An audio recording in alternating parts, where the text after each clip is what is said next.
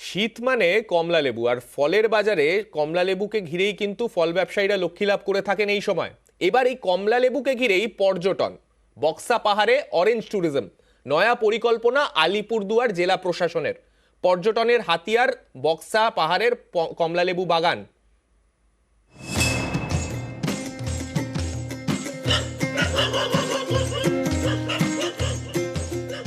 ফলের ঝুড়িতে নয়, গাছে ঝুলছে কমলা লেবু। শীতের দুপুরে গায়ে মিঠে রোদ, মুখে মিষ্টি কমলা লেবু সবারই প্রিয়। এবার সেই ফলের বাগানই এখন পর্যটনের হাতিয়ার। বক্সা পাহাড়ে কমলা লেবুর বাগানে পর্যটক টানতে উদ্যোগী আলিপুরদুয়ার জেলা প্রশাসন। There are some people still interested in this বাগান।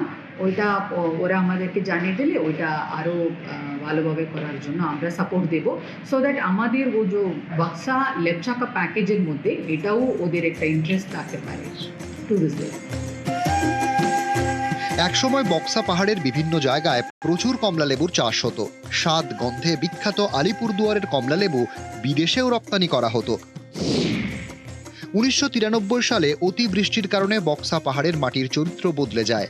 তারপর থেকে কমলালেবু চাষ কমতে থাকে। এরপরে কমলালেবুর গাছ কাটা নিয়ে বন দপ্তরের সঙ্গে স্থানীয়দের বিবাদ বাধে। অনেক কমলালেবুর গাছ নষ্ট হয়। এসবের জেরে বক্সা পাহাড়ে কমলালেবু চাষ আরও কমে যায়। স্থানীয়দের দাবি, গত কয়েক বছর ধরে বক্সা পাহাড়ে মাটির চরিত্র বদলাতে শুরু করে, কমলালেবুর ফলনও বাড়ে।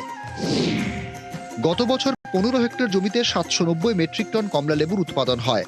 এবছর বক্সা পাহাড়ের বিভিন্ন জায়গায় 5300টি কমলালেবুর চারা লাগায় উদ্যান পালন দপ্তর। এটা শুনে খুবই আনন্দিত হচ্ছি যে ট্যুরিজম এর পক্ষ থেকে এই বক্সা পাহাড়ের কমলাকে নিয়ে একটা রিসার্চের মতো করছেন। এটাকে আমি সাধুবাদ জানাচ্ছি।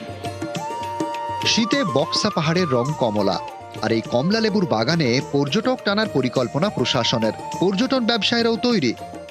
ডিএম ম্যাডাম বললেন যে ওরা যদি ইন্টারেস্টেড হয় তাহলে প্রশাসন ওদের সহযোগিতা করবে এবং কমলার চারা তারা দেবে।